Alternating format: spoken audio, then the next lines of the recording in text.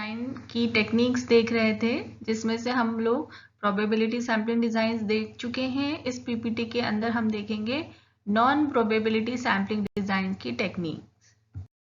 Non probability sampling procedure में क्या होता है कि यहाँ पर हर एक एलिमेंट के पास बराबर चांस नहीं है।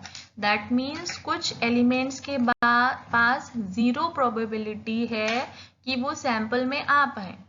मतलब क्या हुआ, कुछ अपनी पर्सनल चॉइसेस के बेसिस पे, अपनी पर्सनल जजमेंट के बेसिस पे रिसर्चर सैंपल बना रहा है, तो वो कुछ एलिमेंट्स को चांस ही नहीं दे रहा है, मतलब उनको 0 प्रोबेबिलिटी है कि वो सैंपल में आ पाए। Information is obtain from a non representative sample of the population. जब उसने अपनी पर्सनल जजमेंट के बेसिस पे सैंपल बनाया है, तो इसका मतलब क्या होगा कि वो जो सैंपल बनाया गया है वो पॉपुलेशन का ट्रू रिप्रेजेंटेटिव नहीं हो सकता है और उसमें से एक्यूरेट इंफॉर्मेशन मिलने के चांसेस कम है। और सैम्पलिंग एरर यहाँ पे कंप्यूट करना डिफिकल्ट है और आप उन सैंपल के रिजल्ट्स को आप पॉपुलेशन के ऊपर प्रोजेक्ट नहीं कर सकते हो, क्योंकि वहाँ पर सैंपल जो है वो ट्रू रिप्रेजेंटेटिव नहीं है पॉपुलेशन का। अब देखिए कुछ एडवांटेजेस हैं नॉन प्रोबेबिलिटी सैम्पलिंग डिज़ाइन के। जो नॉन प्रोबेबिलिटी सैम्पलिंग डिज़ाइन की टेक्निक्स हैं वो थोड़ा सा चीपर हैं और फास्टर हैं in comparison to probability sampling design. ठीक है, यहाँ पे क्योंकि कोई स्पेसिफिक टेक्निक पे नहीं जाना होता है, रिसर्चर को वो अपने जजमेंट या अपनी चॉइस या अपनी कन्वीनियंस की बेसिस पे अपना सैंपल बना लेता है, इसलिए ये फास्टर भी है और चीपर भी है। और इसके अलावा ये भी एक अच्छा रिप्रेजेंटेटिव हो सकता है आपकी पॉपुलेशन का, अगर इसको थॉरो मैनर में थोड़ा ध्यान से किया जाए तो ये भी एक अच्छा रिप्रेजेंटेटिव हो सकता है आपकी पॉपुलेशन का। ये हुए हैं नॉन प्रोबेबिलिटी सैम्पलिंग के, जिसमें से है convenience sampling, judgement sampling, snowball sampling and quota sampling. अब आगे की स्लाइड्स में हम इन टेक्निक्स को 1 बाय 1 देखेंगे। फर्स्ट टाइप है यहाँ पर कन्वीनियंस सैम्पलिंग। अब कन्वीनियंस सैम्पलिंग में क्या होता है कि रिसर्चर की कन्वीनियंस के बेसिस पे रिसर्चर सैंपल तैयार करता है। ठीक है, मतलब जो कन्वीनियंटली एलिमेंट आपको मिल जाए, जो भी पॉपुलेशन का एलिमेंट कन्वीनियंटली आपको अवेलेबल हो अपने सर्वे के लिए, अपने ऑब्जर्वेशन के लिए, आप उस एलिमेंट को अपने सैंपल में इंक्लूड कर लेते हैं। ठीक है, तो it is strictly based upon the convenience of the researcher. अब आपको किसी भी कॉलेज का सर्वे करना है या किसी भी सिटी का सर्वे करना है किसी भी टॉपिक पे, तो कन्वीनियंटली जो फर्स्ट पर्सन आपको मिल गया, जो फर्स्ट स्टूडेंट आपको मिल गया, ठीक है, या आपका जो नोन टू है, आपका जानने वाला है, आपने उससे फोन करके पूछ लिया, तो जहां पर आप कन्वीनियंस देखेंगे, ठीक है, आप थोड़ा सा हार्डवर्क नहीं करना चाहेंगे अपने सैंपल को तैयार करने के लिए, कन्वीनियंस पे जाएंगे कि इजीली आपको कौन सा एलिमेंट अवेलेबल है, आप सिंपली उसको अपने सैंपल में इंक्लूड कर लेंगे। आपको 100 की पॉपुलेशन है, उसमें से आपको 20 का सैंपल बनाना है, तो जो फर्स्ट 20 एलिमेंट्स आपको कन्वीनियंटली मिल गए, आप उनको अपने सैंपल में इंक्लूड कर लेंगे कन्वीनियंटली, यानी कि आसानी से। ठीक है, अब इसमें एडवांटेजेस क्या हो सकती हैं? वेरी लो कॉस्ट आएगी, क्योंकि आप कुछ भी मेहनत नहीं कर रहे हैं, कहीं दूर तक नहीं आपको जाना पड़ रहा है, आपको कन्वीनियंटली जो भी पर्सन मिल जा रहा है आप उससे ऑब्जर्वेशन कर ले रहे हैं, तो यहाँ पर कॉस्ट लो आएगी। एक्सटेंसिवली यूज्ड एंड अंडरस्टूड, ठीक है, बहुत इजी है, इसलिए ये बहुत ज़्यादा यूज़ किया जाता है और बहुत ज़्यादा अच्छी तरीके से अंडरस्टूड भी है रिसर्चर्स को, तो ये इसके एडवांटेजेस हैं। अब डिसएडवांटेजेस भी हैं यहाँ पर। Variability and bias can not be measured और कंट्रोल। ठीक है, ऑब्वियसली कन्वीनियंस देख रहा है रिसर्चर, तो कहीं ना कहीं उसकी बायसिंग भी यहाँ पर आ जाएगी। बायसिंग यानी कि मतलब उतना कहीं ना कहीं आप पार्शियलिटी कर जाएंगे, आप सही एलिमेंट्स को सेलेक्ट नहीं करेंगे, आपको जो भी कन्वीनियंटली एलिमेंट मिला आपने उसको इंक्लूड कर लिया, मे बी वो सही इंफॉर्मेशन उस एलिमेंट के पास हो ही ना आपकी रिसर्च से रिलेटेड, तो यहाँ पर बायसिंग आ जाती है रिसर्चर की। Then projecting data beyond sample not justified. जो सैंपल है, जो सैंपल के ऑब्जर्वेशंस हैं, वो आप क्या करते हैं, प्रोजेक्ट करते हैं, उन्हीं ऑब्जर्वेशंस को अप्लाई करते हैं पूरी पॉपुलेशन के ऊपर। लेकिन क्योंकि यहाँ पर आपने जो सैंपल बनाया है अपने कन्वीनियंस के हिसाब से बनाया है, तो वो मे बी एक ट्रू रिप्रेजेंटेटिव नहीं है आपकी पॉपुलेशन का। तो आप नहीं कह सकते कि आप उस सैंपल के अलावा पूरी पॉपुलेशन पे उन रिजल्ट्स को, उन डेटा को प्रोजेक्ट कर पाएंगे। Then restriction of generalisation. Generalisation का मतलब क्या हुआ, पूरी पॉपुलेशन में अप्लाई करना।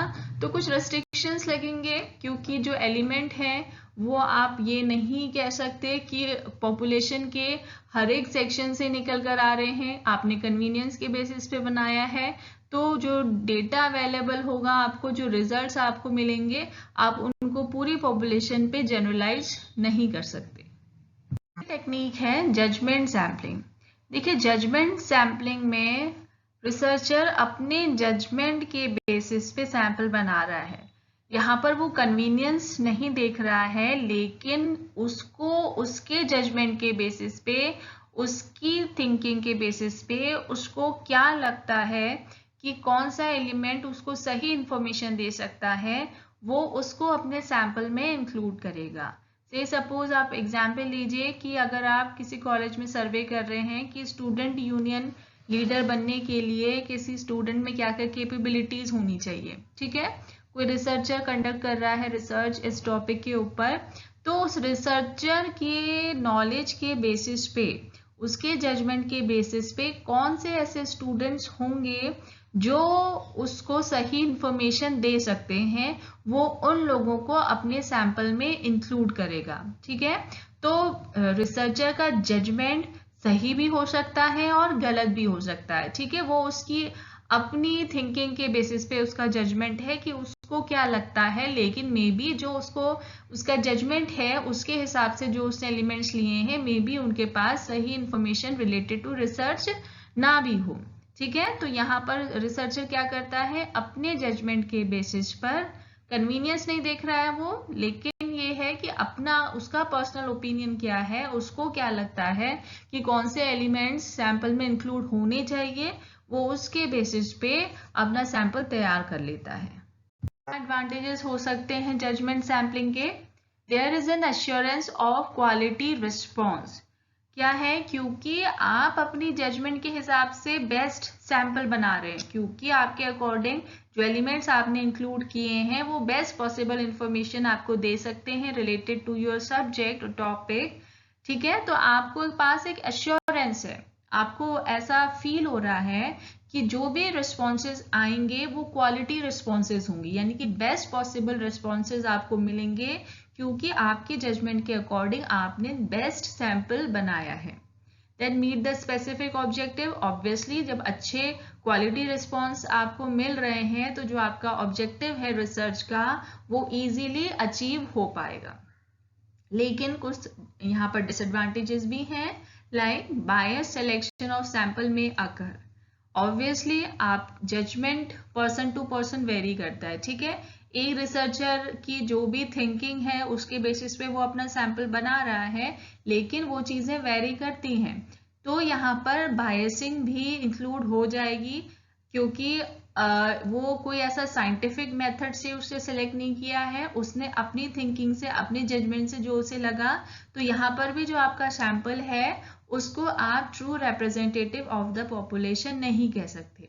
देन टाइम कंज्यूमिंग प्रोसेस है, टाइम यहाँ पर लग रहा है, क्योंकि आप एफर्ट्स तो कर रहे हैं, आप कन्वीनियंस नहीं देख रहे हैं, आपने एफर्ट्स करे हैं, क्लोजली ऑब्जर्व करने की कोशिश करी है कि कौन सा एलिमेंट आपको बेस्ट इंफॉर्मेशन दे सकता है, तो इसमें कहीं ना कहीं आपका टाइम लग रहा है। तो ये एक टाइम कंज्यूमिंग प्रोसेस है। टेक्निक है स्नोबॉल सैम्पलिंग।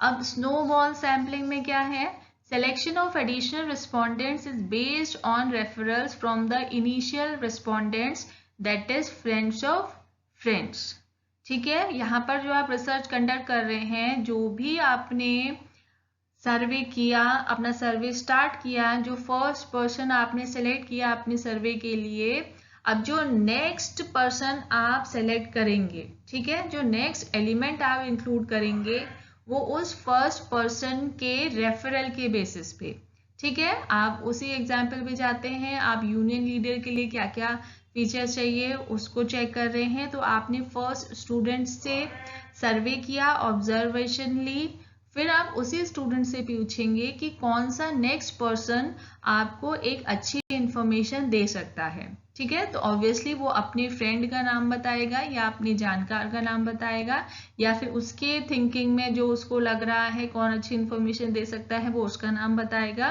तो यहाँ पर क्या हो रहा है, जो भी एडिशनल रिस्पोंडेंट हैं वो किस बेसिस पे आप सेलेक्ट कर रहे हैं, जो फर्स्ट रिस्पोंडेंट था उसके रेफरल के बेसिस पे, that is friends of friends. The research starts with a key person and introduce the next one to become a chain. एक की पर्सन से रिसर्च स्टार्ट होती है, जो भी पर्सन का आप फर्स्ट ऑब्जर्वेशन ले रहे हैं, फर्स्ट इंटरव्यू कर रहे हैं, फिर आगे वो चेन कैसे बढ़ाएगा, आप वो नेक्स्ट आप उनसे पूछते जाएंगे कि कौन सा नेक्स्ट पर्सन इंक्लूड करा जाना चाहिए सैंपल में, और ऐसे चेन आगे बढ़ती जाएगी। अब ये कहाँ पर यूजफुल है, रेयर पॉपुलेशंस में। रेयर पॉपुलेशंस यानी कि जहाँ पर रिसर्चर को पॉपुलेशन की बहुत कम जानकारी है, ठीक है, वो नहीं अपने जजमेंट से सोच पा रहा है कि कौन से एलिमेंट सैंपल में आने चाहिए, तो इससे बेटर क्या है कि वो रेफरल ले ले वो जो उसके इनिशियल रिस्पोंडेंट्स हैं उनसे। इस एडवांटेजेस देखते हैं, इसमें लो कॉस्ट आएगी क्योंकि आप कोई भी इसमें एक्स्ट्रा एफर्ट्स नहीं कर रहे हैं, आप सिंपली अपने इनिशियल रिस्पोंडेंट से रेफरल्स ले रहे हैं कि नेक्स्ट कौन सा रिस्पोंडेंट इंक्लूड करना चाहिए सैंपल के अंदर, तो यहाँ पर लो कॉस्ट आएगी। Useful in specific circumstances and for locating rare populations, ठीक है, जो रेयर पॉपुलेशंस हैं जहाँ पर आपको इन्फॉर्मेशन कम से कम है वहाँ पर ये यूजफुल है। अब इसमें डिसएडवांटेजेस क्या हो सकती हैं, नॉट इंडिपेंडेंट, ये इंडिपेंडेंटली आप सैंपल नहीं बना पा रहे हैं, ठीक है। रिसर्चर को क्या है, researcher is dependent upon the initial respondents response, ठीक है, जो भी पर्सन पहले वाले पर्सन ने रिस्पॉन्स दिया है उस पर डिपेंडेंट है आपका रिसर्चर। तो ये इंडिपेंडेंटली यहाँ पर हमारा रिसर्चर अपना सैंपल नहीं बना पा रहा है। Then projecting data beyond sample not justified, ठीक है, वही रीजन है क्योंकि ट्रू आपका रिप्रेजेंटेटिव नहीं हो सकता है, आप रिस्पोंडेंट्स के रेफरल्स ले रहे हैं, ठीक है, जो कि उनके जजमेंट पे बेस्ट पॉसिबल रिस्पोंडेंट है, लेकिन एक्चुअल में रियलिटी में कोई ज़रूरी नहीं है कि ऐसा हो, तो आप ट्रू रिप्रेजेंटेटिव अपने सैंपल को नहीं कह सकते हैं, इसलिए आप उनसे मिलने वाले ऑब्जर्वेशंस को प्रोजेक्ट नहीं कर सकते हैं पूरी पॉपुलेशन के ऊपर। सैम्पलिंग है हमारी नेक्स्ट टेक्निक। इस टेक्निक में हम क्या करते हैं, पॉपुलेशन को डिवाइड करते हैं डिफरेंट सेल्स में या ग्रुप्स में, और ये सेल्स आपस में म्यूचुअली एक्सक्लूसिव होते हैं। म्यूचुअली एक्सक्लूसिव का मतलब अगर कोई एलिमेंट एक सेल में है तो वो दूसरे सेल में नहीं हो सकता, तो ये आपस में म्यूचुअली एक्सक्लूसिव सेल होंगे, और हम परसेंटेज डिसाइड करते हैं कि एक सेल में से हमें इतना स्पेसिफिक एलिमेंट्स तो सेलेक्ट करने ही करने हैं। से सपोज अगर हमने पॉपुलेशन के 2 सेल्स बना दिए, मेन एंड विमेन, तो हमने वहां पर उनको एक तरीके का कोटा दे दिया कि हमें विमेन वाले सेल में से 50 एलिमेंट्स तो लेने ही लेने हैं और 50 ही एलिमेंट्स हमें मेन वाले सेल में से लेने हैं, तो ये कोटा होगा, यानी कि इतना स्पेसिफिक अमाउंट हमें इस पर्टिकुलर सेल में से लेना ही लेना है। जैसे हम पहले प्रोबेबिलिटी सैम्पलिंग में स्ट्रैटिफाइड सैम्पलिंग पढ़ चुके हैं, उसमें भी क्या था, हम डिफरेंट ग्रुप्स जिनको हम स्ट्रैटा बोल रहे थे उसमें अपनी पॉपुलेशन को डिवाइड कर रहे थे, और वो भी आपस में म्यूचुअली एक्सक्लूसिव होता है, और उन डिफरेंट स्ट्रैटम में से हम क्या कर रहे थे, रैंडम बेसिस पे, रैंडम सैम्पलिंग के बेसिस पे एलिमेंट्स को सेलेक्ट कर रहे थे। लेकिन यहाँ पर कोटा सैम्पलिंग में डिफरेंस क्या है कि हम यहाँ पर सेल्स बना रहे हैं, कुछ कोटा फिक्स कर रहे हैं कि इस पर्टिकुलर सेल में से हमें कितने एलिमेंट्स लेने हैं, और सेल में से हम कन्वीनियंस सैम्पलिंग की बेसिस पे, ठीक है, मतलब रिसर्चर उस पर्टिकुलर सेल में से अपनी कन्वीनियंस के बेसिस पे एलिमेंट सेलेक्ट करेगा और सैंपल बनाएगा। एडवांटेजेस देखते हैं कोटा सैम्पलिंग की। Used when research budget is limited, जब आपका बजट काफ़ी लिमिटेड हो तब आप उस जगह पे इसे यूज़ कर सकते हैं। बहुत इजीली अंडरस्टूड है, बहुत ज़्यादा यूज़ किया जाता है इसका। Then no need for list of population elements, population element की लिस्ट की आपको ज़रूरत नहीं है क्योंकि आपने एरिया वाइज सेल्स बना दिए हैं, ठीक है। फिर आप उनमें से कन्वीनियंस की बेसिस पे, जब कन्वीनियंस की बेसिस पे आप सेलेक्ट कर रहे हैं तो आपको एक टोटल लिस्ट की रिक्वायरमेंट ही नहीं है। देन डिसएडवांटेजेस क्या हो सकते हैं? Variability and bias can not be measured and control, ठीक है। ऑब्वियसली कन्वीनियंस की बेसिस पे किया जा रहा है तो बायसिंग आएगी ही आएगी, इसलिए आप उसको कंट्रोल नहीं कर सकते हैं। टाइम कंज्यूमिंग है, पहले सेल्स बनाना, देन उनको डिफरेंट सेल में से एलिमेंट्स निकालना, कोटा फिक्स करना, टाइम कंज्यूमिंग है। प्रोजेक्ट नहीं कर सकते हम इसको पूरी पॉपुलेशन के ऊपर क्योंकि यहाँ पर भी हमारा सैंपल ट्रू रिप्रेजेंटेटिव नहीं हो सकता। 2 क्वेश्चंस के आंसर दीजिए। Describe the various techniques of probability and non probability sampling. Then what are the potential sources of bias in a sample survey? How can a researcher reduce sampling errors? यानी कि किसी भी sample survey में जब sampling की process आप conduct कर रहे हैं तो कौन कौन से बायस आ सकते हैं, उनके सोर्सेस क्या होंगे। देन रिसर्चर उन सैम्पलिंग एरर्स को, जहां से आपके बायसिंग आने के चांसेस हैं, उन एरर्स को कैसे रिड्यूस कर सकता है।